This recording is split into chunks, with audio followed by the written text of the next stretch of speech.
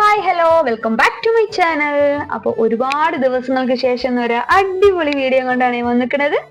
നമ്മൾ കടയിലൊക്കെ വാങ്ങുന്ന അതേ ടേസ്റ്റിലെ നമ്മുടെ വീട്ടിൽ തന്നെ സൂപ്പർ ആയിട്ട് നമുക്ക് തന്തൂരി ചിക്കൻ റെഡിയാക്കി എടുക്കാം. അപ്പൊ നമുക്കത് എങ്ങനെ ഉണ്ടാക്കണം നോക്കിയാലോ. അതിനുള്ള സാധനങ്ങളൊക്കെ അതവിടെ സെറ്റാക്കി എടുത്തു വെച്ചിട്ടുണ്ട്. ചിക്കൻ ഇതേപോലെ വാങ്ങിയിട്ടേ നല്ലോണം കഴുകിയിട്ട് വരഞ്ഞിട്ട് ഇതേപോലെ എടുത്തു വെക്കാം.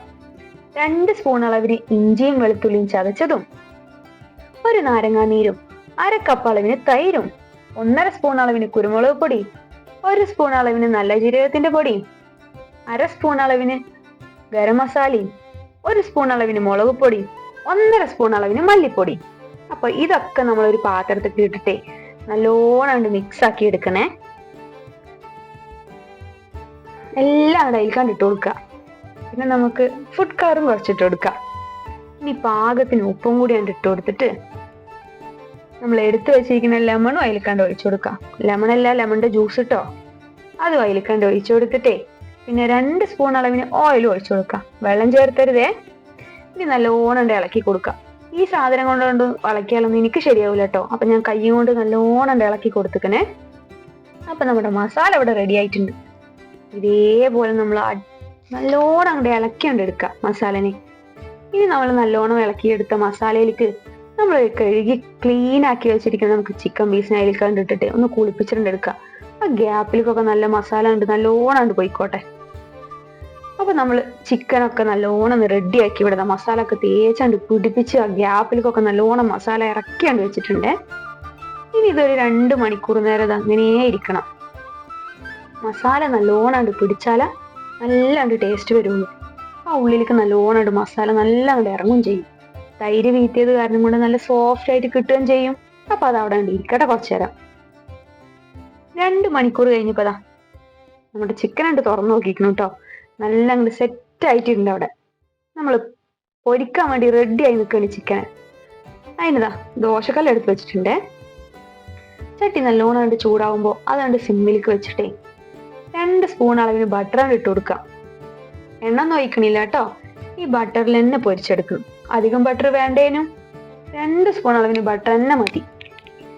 ബട്ടറൊക്കെ കണ്ട് ഉരുകി വരുമ്പോഴേ നമ്മൾ എടുത്തു വെച്ചിരിക്കുന്ന ചിക്കന് പതുക്കെ അതിൽ കണ്ട് വെച്ചു കൊടുക്കുക. ഇതേപോലെ അപ്പുറത്തേക്കും ഇപ്പുറത്തേക്കായി 2 പീസ് വെച്ച് കൊടുത്തിട്ട് നല്ലോണം ബട്ടർ കുറേശ്ശെ ഒന്നും കൂടി മേലാകാണ്ട് തേച്ച് പിടിപ്പിക്കുക കേട്ടോ.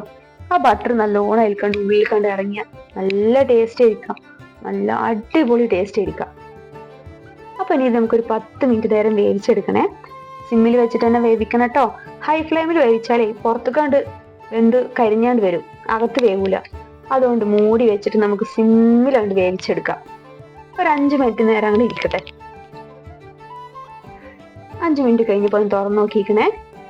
ആ തുറക്കുമ്പോണ്ടല്ലോ ബട്ടറിന്റെ സ്മെല്ലും മസാലിന്റെ സ്മെല്ലും ഒക്കെ ഇട്ട് അടിപൊളി സ്മെല്ലാണ്. അപ്പൊ പിന്നെ ടേസ്റ്റിന്റെ കാര്യം പറയണോ. അതുകൊണ്ട് പതുക്കാണ്ട് തിരിച്ചിട്ട് കൊടുക്കാം. അടിക്കൊന്നും പിടിക്കൂലാട്ടോ, നമ്മൾ സിമ്മിൽ വെച്ച് പൊരിക്കണ കാരണം കൊണ്ട്. ഇപ്പൊ നമ്മൾ ഒരുപാട് റെഡിയായി വന്നിട്ടുണ്ട്. ഇതേപോലെ നമുക്ക് അപ്പുറത്തും കൂടി വേവിച്ചെടുക്കാം. മൂടി വെച്ചിട്ട് തന്നെ വേവിക്കണം കേട്ടോ.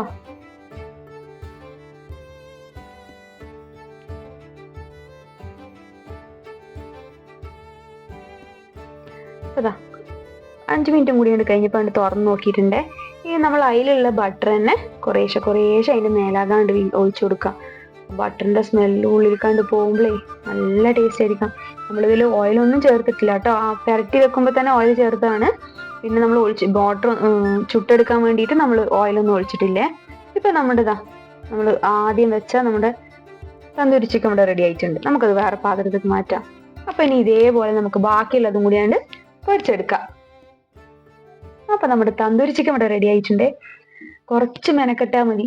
അടിപൊളി ടേസ്റ്റ് ആയിട്ട് നമുക്ക് നമ്മുടെ വീട്ടിൽ തന്നെ റെഡിയാക്കി എടുക്കാം. നല്ല ടേസ്റ്റുമാണ്. അപ്പൊ എല്ലാവരും ഒന്ന് ട്രൈ ചെയ്ത് നോക്കിയിട്ട് എല്ലാവരും അഭിപ്രായങ്ങളൊന്നും പറയണേ. അപ്പൊ ഈ വീഡിയോ ഇഷ്ടപ്പെട്ടാൽ എല്ലാവരും ലൈക്ക് ചെയ്യുക, ഷെയർ ചെയ്യുക. വീണ്ടും നമുക്ക് വേറൊരു വീഡിയോയിലേക്ക് കാണാം.